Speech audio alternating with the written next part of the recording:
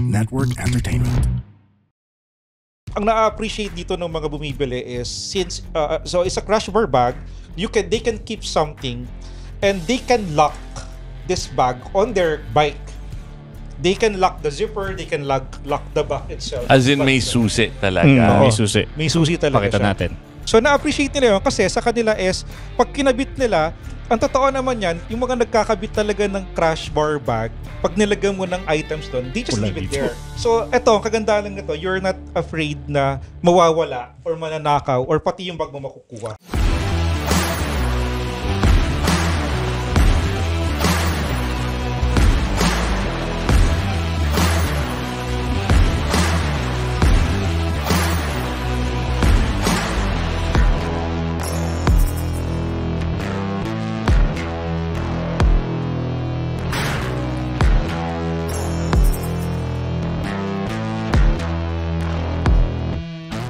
What's going on, everybody? Welcome to Tunay na Rider. And for this week, it's our second week airing on Tuesdays.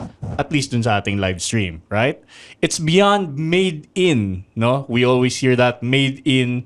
But this time, it's how Chinese brands are dominating featuring Lobu. Iba.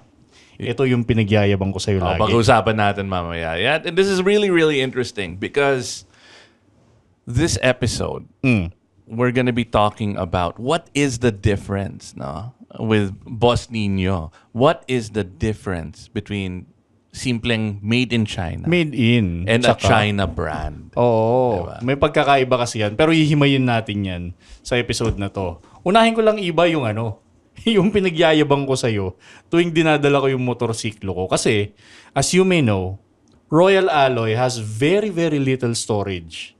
Yung nandun lang sa may tuhod. In-Alaska kita eh. Ba't ka bumili ng scooter na hindi pogi. practical eh? Pogi eh. Pogi. Yeah, Well, I correct. found a matching pogi accessory. Tingnan mo. The ribs looks like my Royal Alloy seat. Tapos, yung functionality, nagkaroon ako ng storage. And to tell us more about these products, guys, our guest for tonight is Mr. Nino, aka RS Boss. Yes. Good evening. Pakilala ka naman, sir. How did you discover this wonderful products?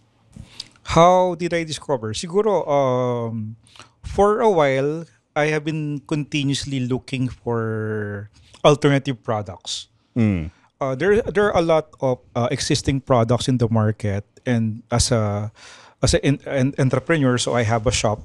So continuously naghahanap ako ng ano pa ba yung pwede kong introduce sa Philippine market that I think is reliable, I think meets the standards or the qualities of a product that I am looking for. Pero at the same time, pagdating sa market, it is something also that they can afford. Yun naman palagi yung naging focus ko whenever I introduce a particular product. So, doon talaga ako nag-start ever since. When I started the shop, I always look for alternative products. Not because gusto ko lang maiba, but I think it's more of because I am always wondering, yun bang mga existing products or brands sa market, is sila na ba talaga? Wala na ba talagang iba? Kasi sometimes I feel like some are overrated. That's how I feel. So, kaya naghanap ako. So, fortunately, I found this particular product upon researching on the web. And then, nung makita ko siya, it looks promising, especially when I saw a very, very different product, which is the inflatable bags. Kasi I have never seen an inflatable bag Para sa motor. Sa Pilipinas, wala pa kahit na isa. Like, iba, di ba, meron tayong produkto, yung mga airbag vest. Pero ito, kakaiba to. Actually, bagay nga sa motor mo yung marami dyan, iba. Actually. But let's talk a little bit about being an entrepreneur. No? The thing with entrepreneurs is that they're problem solvers, first and foremost. And the best entrepreneurs are the ones that solve their own problems, right? And I guess you're a rider, Yes. And you were like, you know what? I've got a problem. So, and then I guess you're now explaining what that problem was, that there's a gap in the market between what the objective or the utility is versus maybe cost versus availability versus innovation.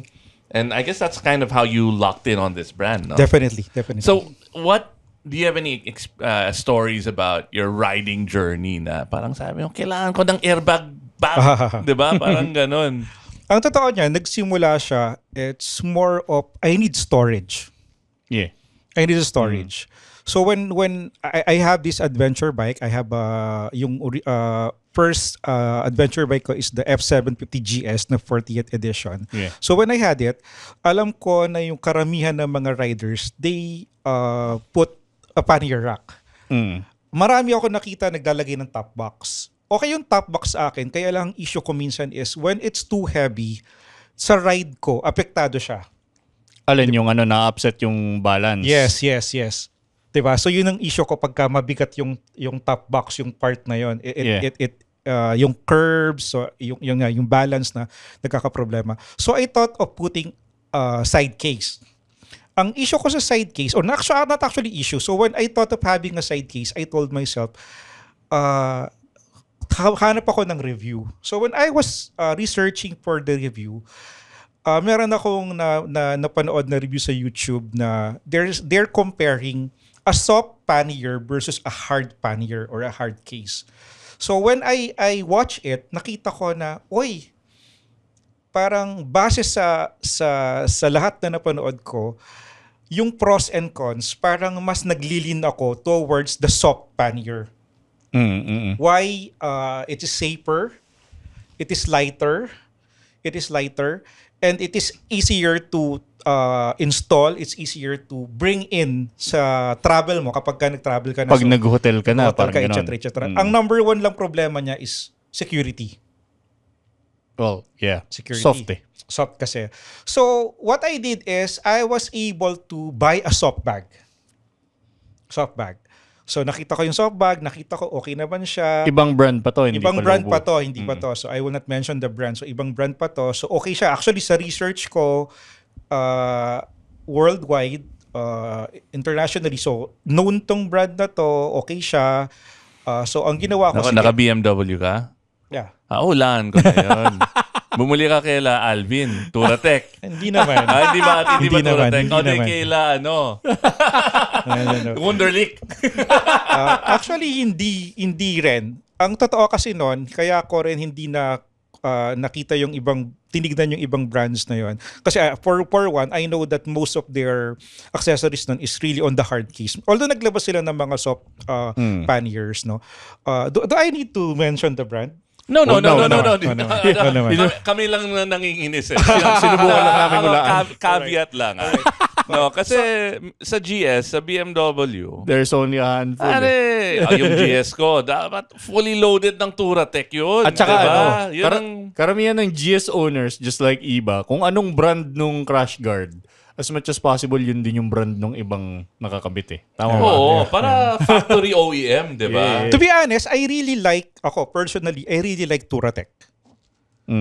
But it's expensive for me. Super. No, I'm a huge fan of Touratech. And back then, in 2012,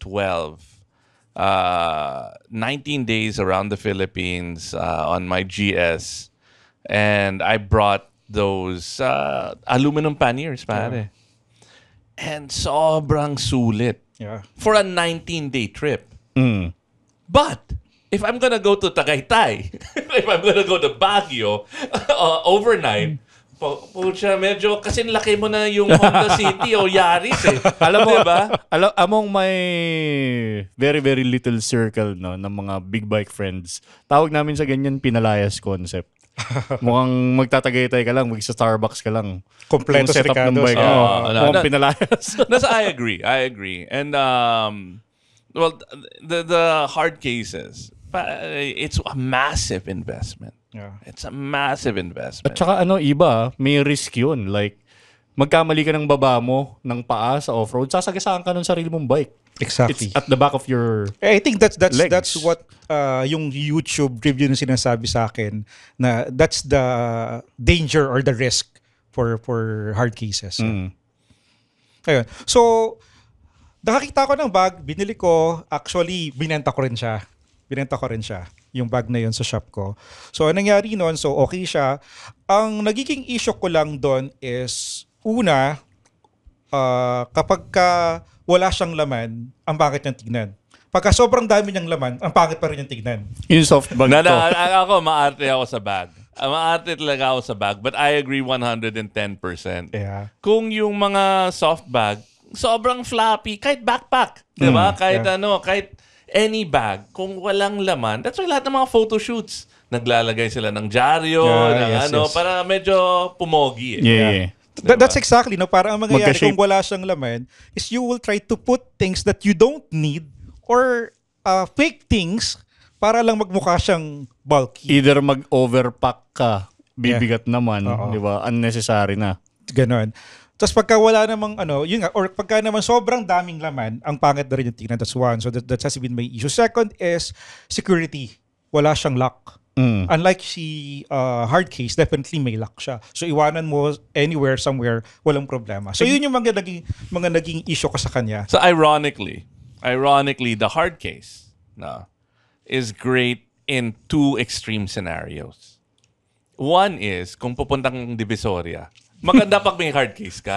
Okay. The second is, kung pupunta ka for a 19-day loop around the Philippines, maganda may hard case ka. Oo. Anything in between, parang I would go with a soft bag.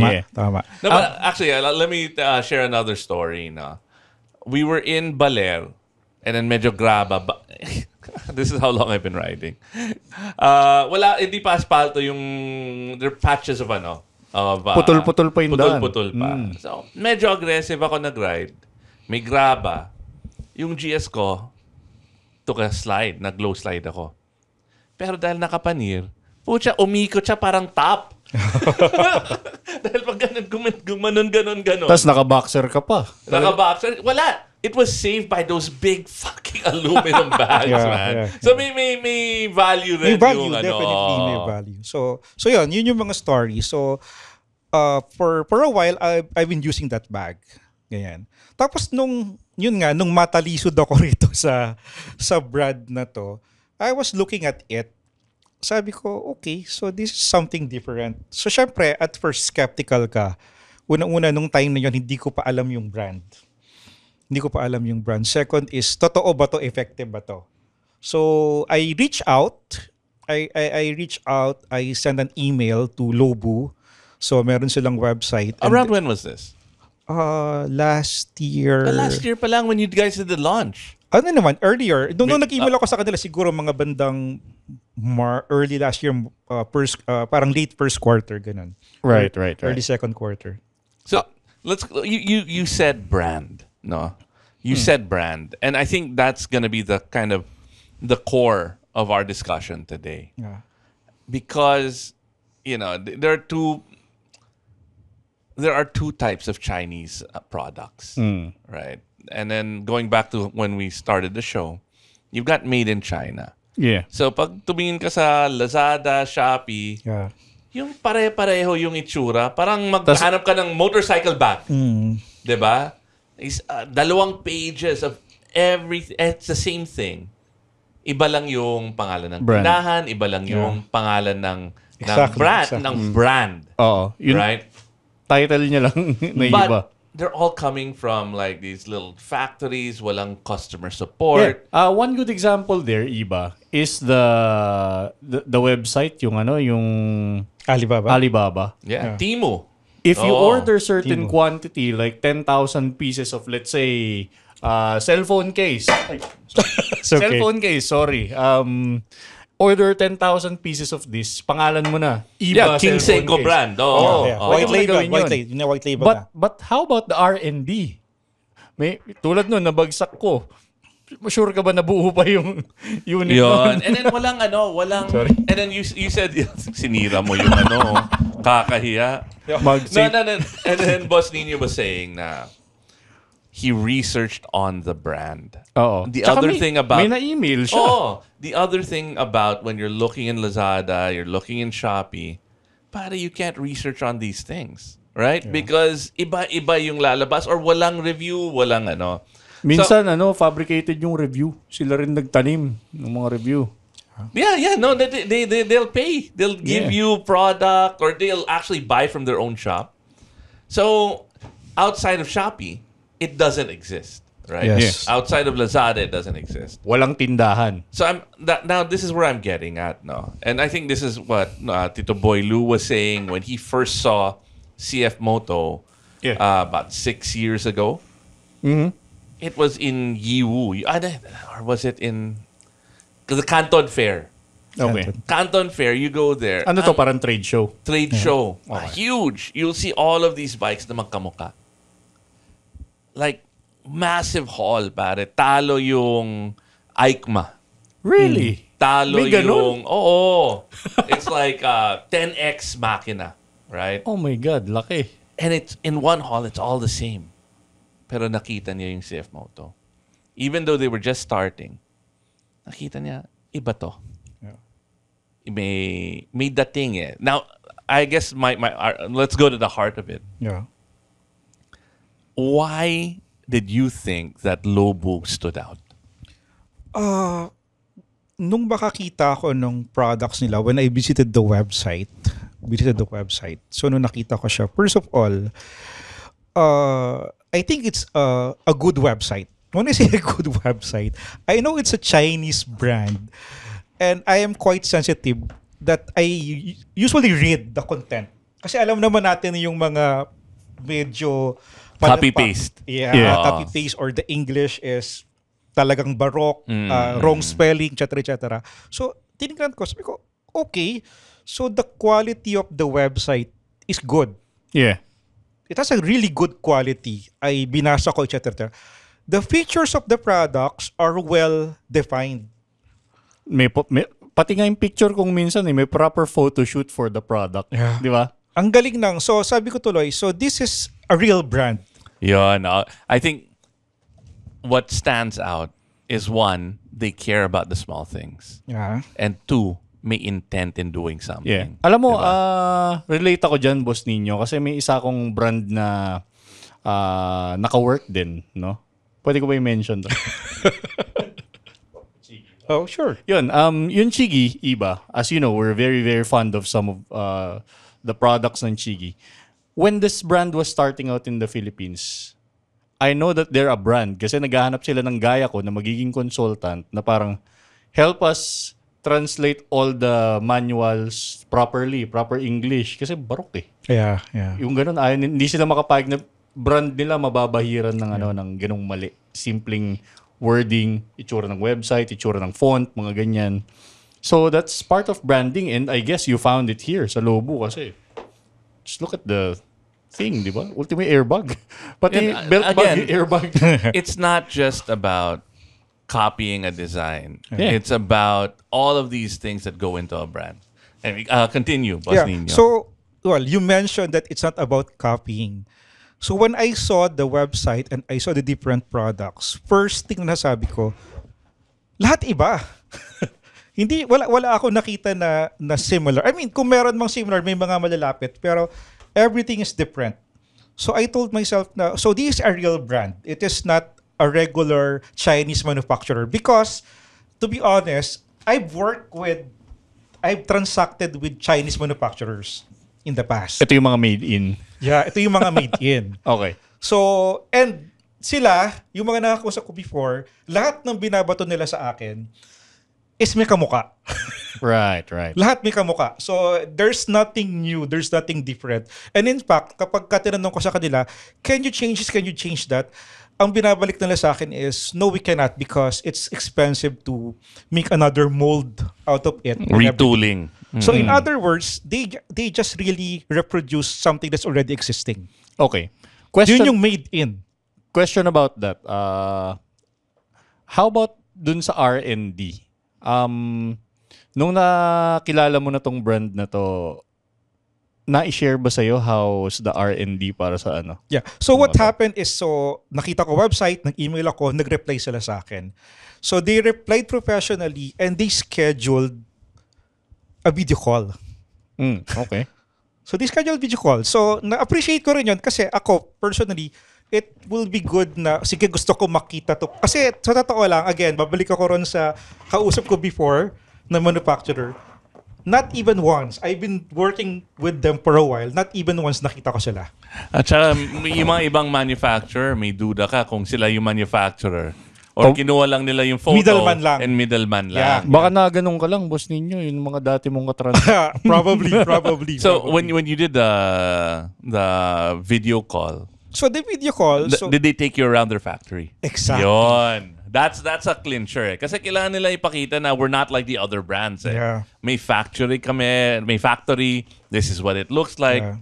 So you have that peace of mind. Yeah. So at least for that particular time, kasi since I'm talking to the head of sales, the head of sales and marketing, the director of sales and marketing, then she has someone with her, which later on is the one na naging account manager ko. So ganun yung nangyari. So they talked to me. So dalawa sila, si Summers saka si Eugene. So they were talking to me, and then they were explaining to me the products, etc. They asked things about me. So it's not just about, it's not as easy as, okay, we will sell you. No. Hindi They lang even sila asked things about nagbebenta. me. Like, but is this person going to be able to represent Qualified. our brand? Qualified siya, ibig Brand. sabihin. Oo. Exactly. So of course, akin, before I made that video call, I prepared, syempre, nag-prepare ako. So what will they be asking me, what I can share with them. So naka-prepare naman ako.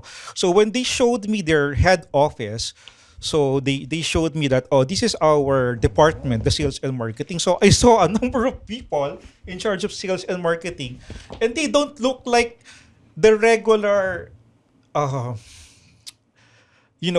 regular China made in thing. China companies. Hindi lang- Companies. It's a real office. Proper Hindi opisina. hindi bodega. No, it's na not may bodega. nagyosi It's sa an gilid, office. yung It's an ganon. office, well lighted, with nice cubicles and those kind of Yeah, things. before the pandemic, I would go to like Shenzhen every 6 months and visit factories and check out manufacturing. Yeah. So then they showed me that they have an R&D team, they have a testing team and everything. So at least in the main office, there are those things. They even showed me a glimpse of their showroom, which is okay. So there's a real showroom of the products. So I told myself, so this is a real brand. So after that, what happened is I made an initial order. It's more of like a test order. I want to see the products for myself. I want to see the products for myself. So, ganun yung nangyari. So, nakita ko yung products, so these are really good products, these are quality products, I tested it. And then, a few months later, some bought it, and then we planned that particular launch sa Event. sa IC, sa event where Iba was there. So, nung time na yon, Arlene and I were talking that, you know what, sabi niyo sa akin, let's do a drop test. Ako yung, okay, a drop test. So sabi niya, yeah, a drop test. Kasi yes, we are showing the people the video that Lobo did, but it will be great if we ourselves here in the Philippines will do a drop test. Sabi niya, so we will drop your bike. Ako yun nung una. Ba't hindi mo bike? Bike ko. So syempre nung una, ako yung nag-iisip ako, but what we did is, sige, let's do it. Pero we did practice in the shop before Dry sa runs IC. muna. Oo. Gusto ko makita, sige, so what would really happen? So sa shop, dinrap namin. So if it's okay, then let's do it in IC. No, I mean, and you gotta stand by your product. Diba? Exactly. That's the best way to show. Put your It's my bike, right? And I'm gonna drop it. Exactly. Actually, Iba, nabanggit mo yan. Segue lang ako ng konti. Mahilig ka sa bag. Mahilig ka sa quality bag. Check this out. Yo, pag yan ang nasa bewang mo, para ka na rin may airbag. Dude, it's airtight. Oo nga, no? And then ano to? Is it Fidlock or is it... I don't know what to call this, but it's Oh, di ba? No, the hard point. Ako marte ako sa hard points eh. So, this is a Fidlock design. Fidlock is a German company. Oh, yung ano lang, ilalapit mo lang, magdidikit na. Yeah. So, Yan. Check that out. You have an airbag with Quality you. hard points, no? Pero so going back, no?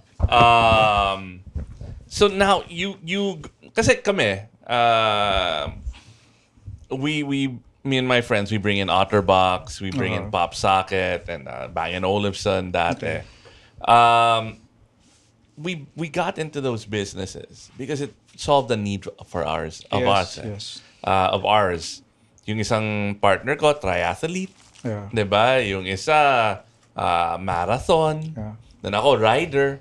Yeah. So we needed something to protect our phones. And nobody was bringing in it at the time. Yeah. So to sell it, binabato-bato namin yung mga iPhone namin.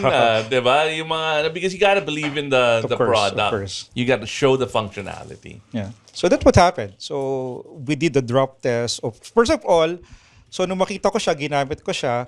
So I love the bag kasi yun nga, it's functional. You can put things whatever things you need there.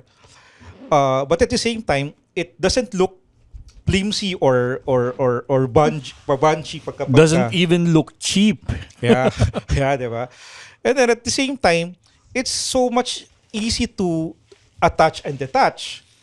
Pagka nasa hotel ako nung time na yun, pagka nagta-travel ako, so we just take off you have an option eh. You can take up the whole thing, which is very easy, or The just inner get bag. the Laking inflatable bagay yun, oo. So, ganun lang. So, dala-dala mo yung bag, pumasok ka sa hotel, pagbalik mo, kinabit mo lang. So, walang kahassle-hassle. Now, going back to yung Otterbox. One of the reasons that they were so successful is because it's in Colorado. Okay. And they're all outdoorsy people. Right? They go hunting, they go kayaking, Hiking. they go camping, and they're the ones who are building products for themselves. Yeah. So ngayon, I guess the features that you're saying, you can take out the bag, you can these innovations really come from people who are riders. Definitely. 'Di ba? Kung made in China ka and may factory ka, and gawa ka lang ng gawa, kopya ka lang ng kopya, pero hindi mo alam ba't may feature na ganyan eh. Tama. 'Di ba? These features that you're saying. So I guess that's my question. Yeah. Rider ba sila Lobu? Yeah. So the president and founder of Lobu is a rider. Kaya, So hardcore rider siya. When I say hardcore rider, when I saw the videos of how they test their bikes, it's a combination of everything. There's rough road, merong snow, merong slope, no, merong river crossing. at saka malalayo to. for Malalayo sure. talaga. So nagulat ako when they show me the videos where they do testing. So I was like, okay. So what first of all, the owner, the president, the founder is a rider. And then what's really amazing sa ginawa ni Lobu is they created what they call the X team. The Lobu X team. Which is gusto ko sana mag-apply. Bakit? Kasi napakasarap ng trabaho, pero sabi nila, masarap na mahirap. Why? They hired people just to ride. So you're being paid, you're going to the office, you're being paid every day just to ride. Di ba sarap na trabaho na? So I mean, who was that guy who won the Dakar before? Panahon ni Toby Price. I think it's mga 4 or 5 Dakars ago. And siya yung basically a water carrier ni Toby Price, right? And si Toby Price got into an accident. And he always gets it because he rides hard. Hardcore yun. And what happened was, the water carrier, the guy carrying the spare tires, carrying he won. Chris Birch ba to? No, not Chris Birch. People did not expect him to win, right? And you know what he does? He works for KTM. You see him on the factory floor. He just loves riding. Now, the other brands that I like I've got a whole bunch of Moscow bags, right? Yeah. Moscow Pete. You follow his IG. But he rode in the Philippines. He rides all over the world. He tests his products. Yeah. That's the key to a brand. Dapat ginagamit mo talaga. Ginagamit mo talaga. Yeah. Because and that's entrepreneurship. That's building something beyond just making, how many yuan or closing a sale. You're passionate about that objective you're trying to make. Hi, guys. We are the Eavesdrop Podcast. My name is Francesca. My name is Jelly. This is Delamar. This is Jude. What's up? Yeah, and we are inviting you to check us out, your fellow TPN podcast. And if you want to learn more about life, what's happening around us, you want to know about love, healing, this is the podcast you should be listening to. Eavesdrop, eavesdrop, eavesdrop, eavesdrop. Sometimes we get drunk and do the show. Those are the fun ones. Like today. Ooh, why? Who's drunk? Like right now. You're red as a bug. Am I? Eavesdrop, please catch it. 4 hosts going crazy. You'll have fun. You'll cry. Everything else. So please check it out. The Eavesdrop. Only on the Pod Network. So on the average, Lobu is actually testing. When you say testing, it's not just a laboratory test. It's a ride test and extreme ride test their products maybe for around 3 months before they release it. And when what the role of those X team is ang role lang nila is gamitin mo, ibaksak mo, do whatever extreme things that you can do with it, then give us a feedback. Tell us how you feel about it. Tell us if it protects. What's the problem, definitely. So lahat puro ganon. And Lobu will go back to the design department. They will do the alteration needed, bring it to the production, go in, and then pasa ulit sa X team. Test it. Now. And that again, going back to what drives a brand, they will spend on things that because you tested it, and maybe you tested it in the most extreme conditions, not my daily ride na Cubao to Makati or Pasig, right? Hardcore.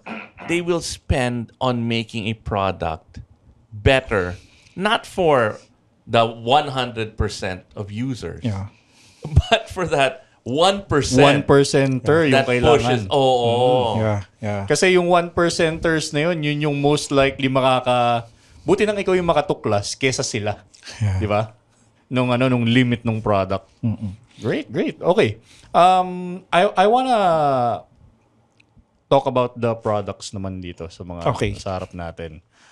Sa mga to, boss ninyo, ano yung kumbaga, hotcake? Listen, let's start with why Boss Nino is here. Yan. Pag-usapan natin yung Lobu product mo. Okay. Sige. Palitan ko itong hawak ko. Okay. Iba talon tayo sa mga produkto. Kanina, pinagmamayabang ko nga, tsaka tuwing nakikita kitang nakamotor ako, yung ganito ko. It's obviously well-made. Bagay sa mga classic, pwede sa tangke. In my Royal Alloys case, nandito yan.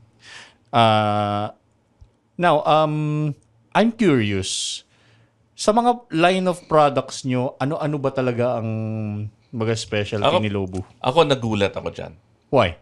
Well, because I always thought, yung naalala ko yung adventure gear Diba? Yung panniers, yung And a couple of weeks ago, when you came in with that, sabi ko, ang ganda. Very classic yung design. Yeah. First off, the styling is really nice. It looks very premium. I saw a Hermes handbag. Kamukha nito. No, and it's clean. Yeah. The quality is good. And Stitch, tignan mo. Di ba? And the magnet is freaking solid. Strong, yes. And when you open it up, King. Sobrang galing na may interior waterproof bag siya. So talaga pinag-isipan. When I saw that, and then they were like, this is Lobu. I'm like, what? Dude, even yung keychain na nasa loob nito, meron na ako nito.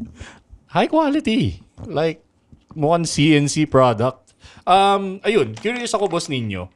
I'm sure ito is classic people would really love this. Pero anong produkto mo yung Anong produkto mo? Pati yung sticker pare. Makapal. Oo, iba. Dito sa mga to, ano yung pinaka, kumbaga, hotcake sa mga line I was products? riding this weekend. Kasama ko sila MJ. Dala niya yung Triumph niya. Nakaganyan. May ganito siya si Ate MJ. Oo. Yun. Anong mabili, tsaka anong mga line of product ba ang meron tayo? Right now, ang pinakamabilis sa amin is the inflatable crash bar bag. Nasaan yun? Yung dalawang nilalagay. Ito to. Yan. Okay, anong special talent ba niyan? Bakit siya naging kakaiba?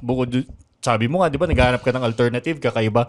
Anong nakita mo dyan? Anong meron yan? And again, this goes to show you, I haven't seen this in any other brand. Ako Not rin. just in China, right? But all over the world. Same. Ako rin. Ngayon lang ako nakakita niyan. So it's sorry. Yeah, thank you. So it's a crash bar bag. I think for a while we have seen a lot of crash bar bag.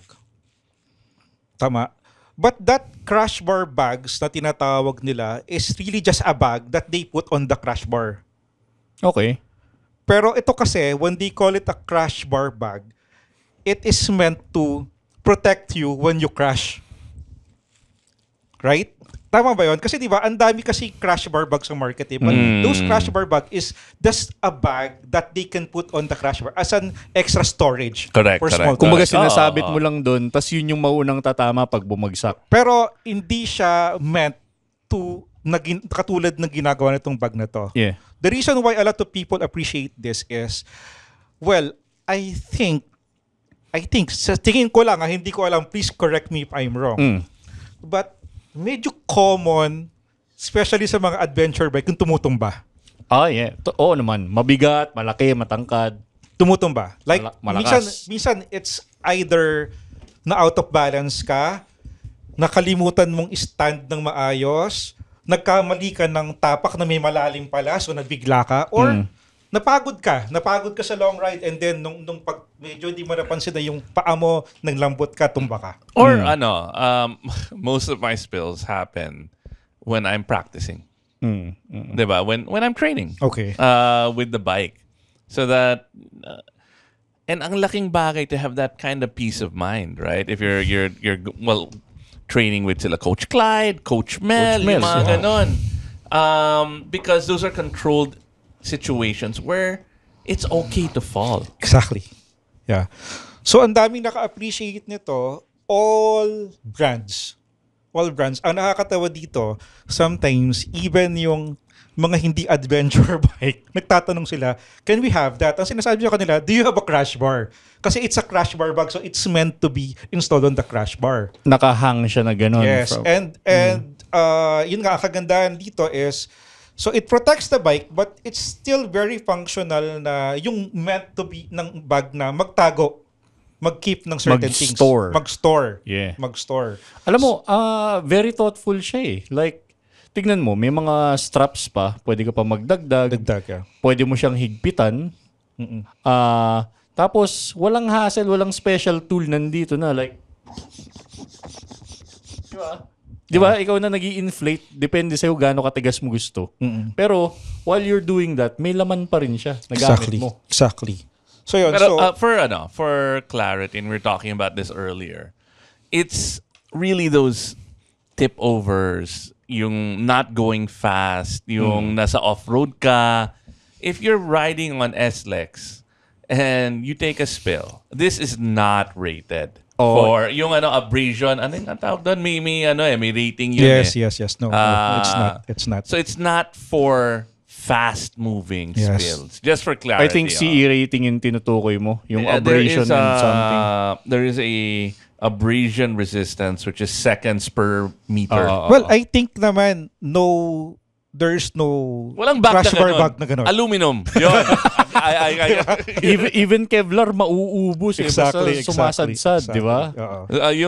Yung Touratech ko na aluminum. Yun. Ilan beses ko na buhay pa siya. Pangit. But but I love the dents. Yeah. Right? Kasi I remember, nasa Zamboanga, Sibugay ako noon. Ito, nasa Baler noon. Sumemplang ako, di ba? May story siya. Oo, may story. Right. Ito, Tulad nga ng binabanggit mo kanina, Boss Nino, kahit wala siyang laman, it retains its form. Yes. Hindi siya mukhang awkward na lanta No. na sabit sa bag mo, hinahangin. Ito, solid. Yeah. What are the materials nito? Paano siya naging ano? Well, it's if I'm Airtight. TPU siya, yung the kind of it's TPU is more of like a plastic din eh. No, TPU plastic. So hindi siya PVC kasi di ba meron tinatawag na PVC. Masyadong matigas naman yata yun. Hindi, may malambot din na PVC eh. So depende. But the TPU kasi it's more sturdy.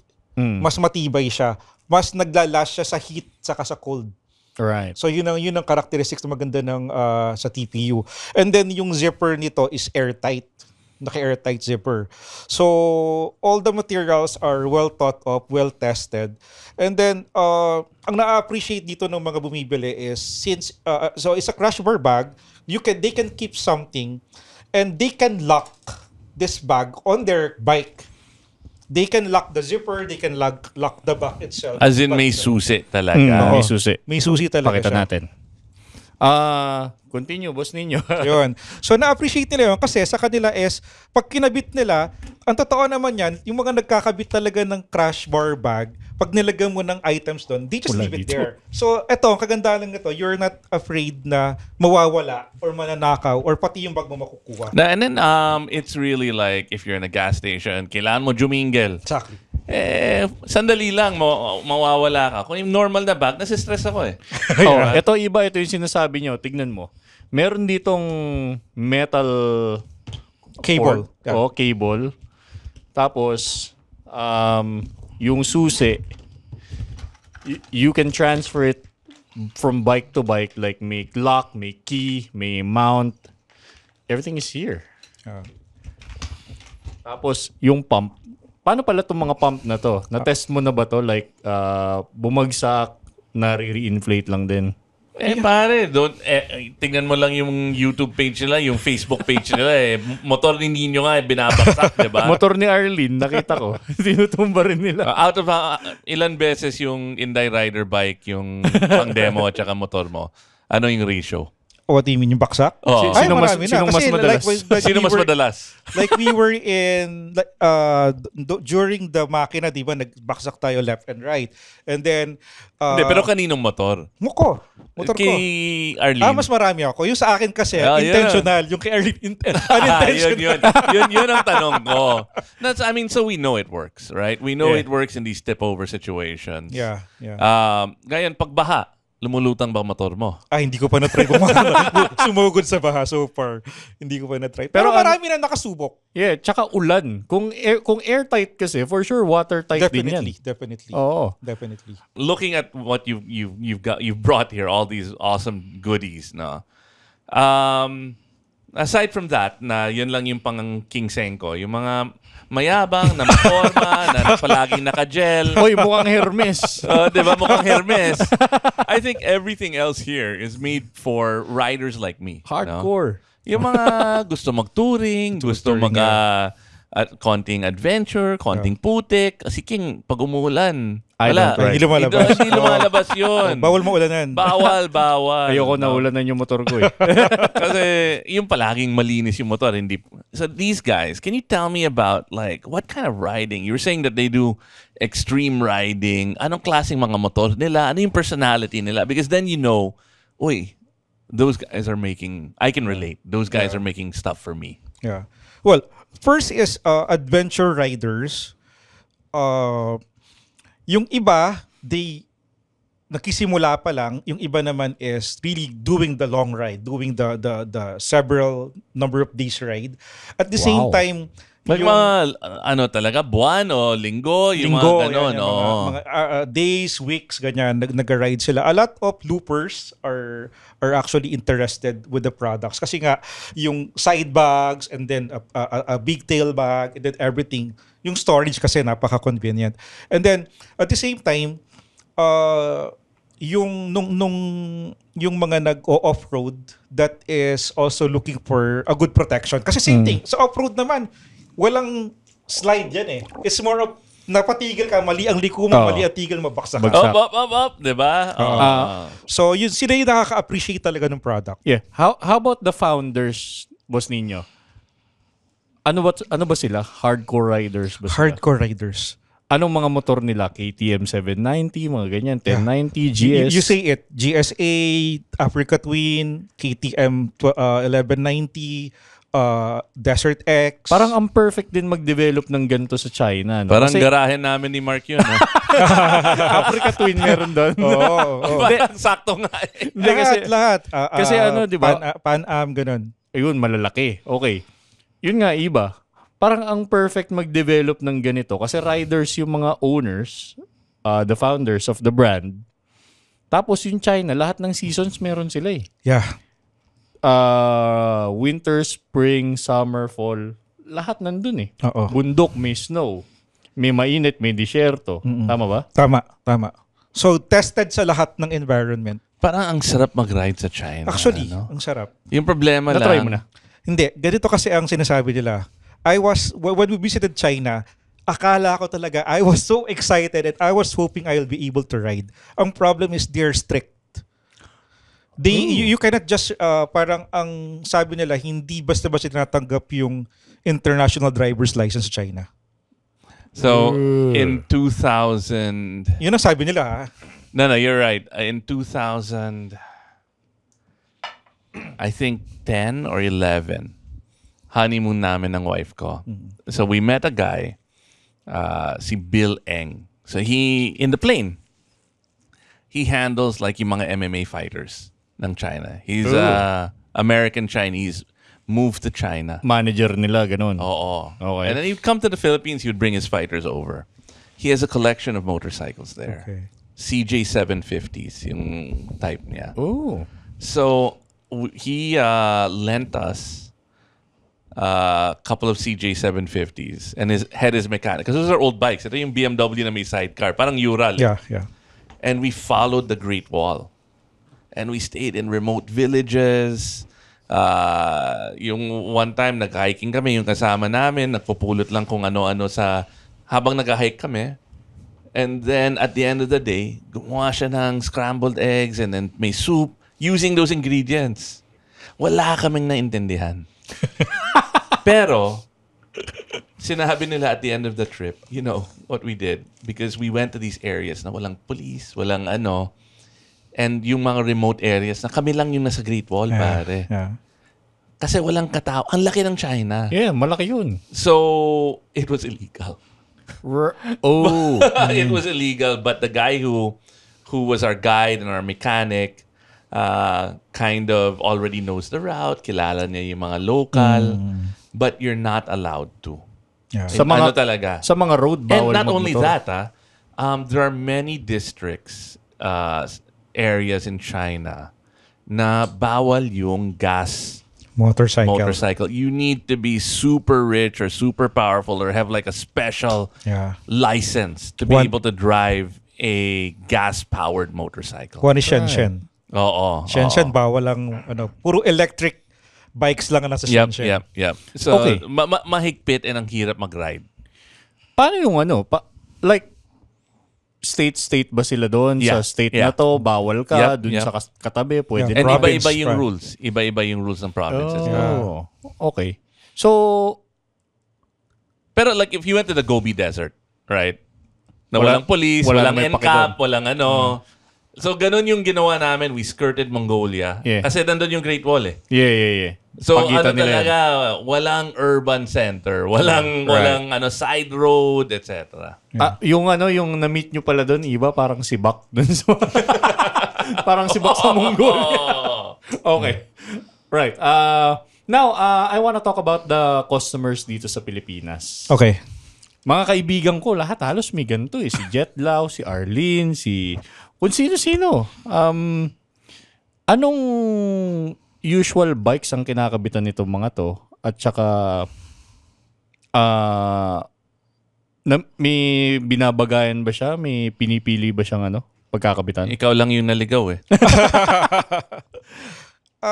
Binabagayan, pinipili. Well, one is, number one talaga, adventure bikes. Number one, adventure bikes. Because? Yun ang hilig ng may-ari ng kumpanya Saka siguro doon yung mga adventure bikes din talaga yung mahilig mag-travel. Yeah. Pero maraming inquiries from other, merong owner na, I have an adventure bike, I have a classic bike. Do you have a Lobo for classic bike? Can I put this inflatable bag sa classic bike? Ito gusto ding ilagay sa, let's say, sa R90. Gusto rin ilagay. Exactly, di ba? Kaya lang, ang tanong palagi is, what's the design, or do you have a crash bar? What's the design of your crash bar? Is it something that we can fit on your crash bar? Like yung yung back in the day, unang makina, yung pang araw-araw ko na motor, medyo iconic yun eh. It was the Apocalypse Vespa. Ginamit ko sa Cannonball, kasi adventure bike eh. Ako yung, nagpagawa pa ako ng crash bars for that. Yeah. Yung parang hindi siya pogi Vespa. And then afterwards, naging usot. Nakaturotech pa yung top case nun eh. Diba? Yung ganon. And then everybody started making the yung ganon pwede. Yung Mad Max na Triumph. So what usually happen is, kung merong non-adventure bike na gusto, nagpapa-customize kami ng crash bars or ng pannier rack for them. May contacts ka na for... Meron ako fabricator. nakakausap na fabricator dito locally. Right. I guess, sa dami ba naman ng produkto mo pag may naganap? Bossing, wala kami para sa bike mo, pero baka naman gusto mo mag-ilaw. Baka gusto mo di ba? Yeah. So, anyway, sinisenyas na ako ni Ivan eh. Okay. So, going back to the topic of this episode, the brand, made in versus China brand. One of the reasons why I got so interested recently, because I admit, may lahat ng mga rider mayabang, right? Lahat ng mga rider. Why take a big bike? Lahat ng mga big bike rider mayabang. Why take a big bike when you can take a TMX? Diba? Actually. Why? Kasi pag nasa bundok ka, may nakikita kang Rusi na sa FJ river crossing, diba? Sa FJ, diba? Yung mga lokal doon, XRM motor. Oo. Sisiu sa kanila. Yeah. So mayabang talaga yung mga rider. Yeah. And I admit that the first time when Arlene invited, I was like, ano to? It's another one of those China things. Yeah. Right? Another one of those Caloocan, Shopee, made in China brands that just copying stuff. Yeah. But then I saw you drop your bike. And I was like, holy crap. I've never seen that. But still, may yabang yung rider. Right? Ay, kakabitan ko ba sa GS ko yan na 1300? Ano ba yung, di ba? Palaging tinatanong mga rider, bagay ba to? Bagay ba yung LS2 sa GS? Guwapo ba? Guwapo ba? Di ba? But what I realized more and more, and why I wanted to do this episode, is that if you had asked me 2 years ago, would I not just own a Chinese motorcycle, a Chinese branded motorcycle, a Chinese branded car like my BYD or my CF Moto, but would I be like out there and making yabang and happy with it? Na hindi, kung may bike, Yeah. I'll be like, sige, dalhin ko yung CF Moto kasi, Yeah. di ba? Yeah. But palag na. it's reached that point. Yeah. Palag. Camera. Naka-Insta 360 ako. Yeah. Diba? It's reached that point where China has leapfrogged. And in how many years' time have they been able to create all of these SKUs? Solid brand. No, SKUs. Actually. R&D, quality materials in a short amount of time. Pare, that's powerful. And that's why, I'm so happy that you're here to talk about the difference between made in Yeah. and a China brand. Yun. Thank you for inviting me. Okay. Bago natin tanungin to ng golden question natin, Yun. diba? Plug ka muna. Baka, saan ba matatagpuan to mga produktong to, bro? Our we are the main distributor. So we are located in Pasig. So C5, Bagong Ilog, Pasig City. But we have dealers. So in Caloocan, we have the Royal Moto Club as our dealer. Yan, okay. Farther north, Executive Moto Stop, which is operated by Motor Clyde. Meron sila sa Bataan, sa KDR. And then they also have in Santo Tomas, sa training center. So si Executive Moto Stop. And then Perfect to sa slow riding Yeah. skills ni Coach Pag Clyde. bumagsak ka, itong... Actually, pag nanood nga kayo ng video nila ngayon, puro mga nakalobo yung nagte-training ngayon. Yung mga naka-10 lobo yan. Yeah. And then we also have distributors in Far South. So we have a distributor in Davao City, in General Santos, and then soon we'll have a distributor in Tagum. We are expecting also soon that magkaroon kami ng dealers sa Cebu and Iloilo and in Albay. Nako, Cebu. Sila Q815 yata yun. Yes. Practically, Sila pag, Boss Trunks. practically, pag nangyari yan, buong Pilipinas may lobo na, right? Well, di ba parang wala namang problema that people can always order and we ship it. Kaya lang syempre, when we have a dealer with a shop, I think it's always better. Parang people can see it muna. May They can showroom. touch it. They can test it. They can put it next to their bike and see if it fits. Yes, exactly. So that's why we prefer that there are dealers, partner dealers who can help us really reach out to people para makita nila yung products. Amazing. Okay, with that, Boss Nino, I'm sure you also have SOCMED, Lobo Philippines. Yeah, so for Lobo Philippines, our social media in Facebook is Lobo Motors Philippines, and then we have Instagram, Lobo Philippines, and then yung main company namin, Tapit Adventure, so Tapit Adventure Corporation in Facebook, saka Tapit Adventure in Instagram. Yun, okay. Boss Nino, alam mo naman, dito sa Tunay na Rider, hindi namin pinalalampas ang bawat guest without answering the golden question, which is, para sa'yo, anong kahulugan ng pagiging isang tunay na rider? Pagiging isang tunay na rider. Actually, nung a few days, yung isang nag-guest nyo rito, sinasabi nyo sa akin, Sir, handa ka na ba sa tanong pag tinanong nila yan? So, Sino yan?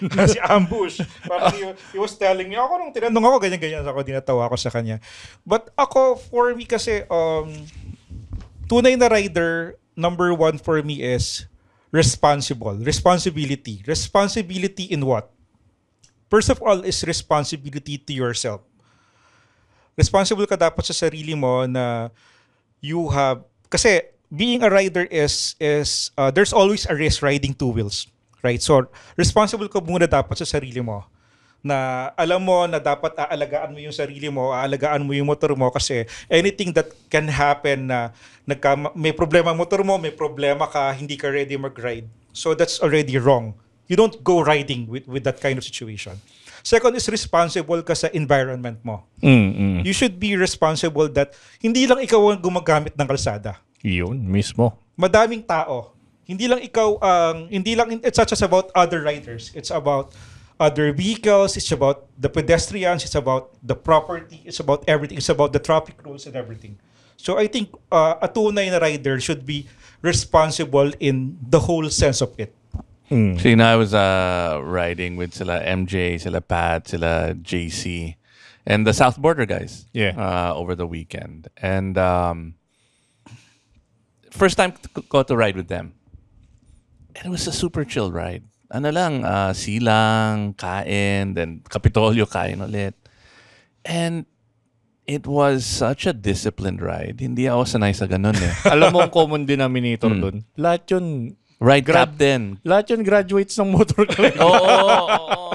And then, what I realized was that when I ride with them, and one of my eureka moments was that when I ride, ayaw ko may magalit na ibang driver, ibang rider, ayaw ko may magulat. Ayaw mo na may pinapakyo ka. Siyempre, kasama yun. No? And why do they get angry? And ba't sila nagugulat? Because you're riding unsafe. That's the only reason you'll get a reaction from them. Eh. Tama naman. You Diba? stand Kung out. masyado kang mabilis, nagugulat sila. So I realized when I ride, I don't wanna do that. I don't wanna piss people off when I'm riding, right? Yeah. To have fun, I shouldn't shock or piss people off, and Yeah. that's respect. Don't stand up. Stand out, sorry. Okay lang tumayo. Hindi naman, pag mainit. Pag stand kasama out. yun sa skills, di Stand ba? Yes, out, I yes, mean. yes. Tsaka ano, Oh, yun, don't stand out, di ba? protektahan mo yung investment mo. Maglobo ka. All right, On that all note, right. All right. On that note, thanks for riding with us dito sa Tunay na Rider. Remember, it's not just about getting there fast. It's about the ride, the stories, and the community along the way. Kita-kit sa kalsada. And as always, ride safe, ride smart, ride tunay. Over and out. Thanks, Ivan. The opinions of podcast creators, hosts, and guests are not necessarily reflective of the official stance of the Pod Network Entertainment, its hosts, or other network programs. The content created by the people behind the podcast is personal and not meant to harm any religion, ethnicity, group, organization, company, or individual.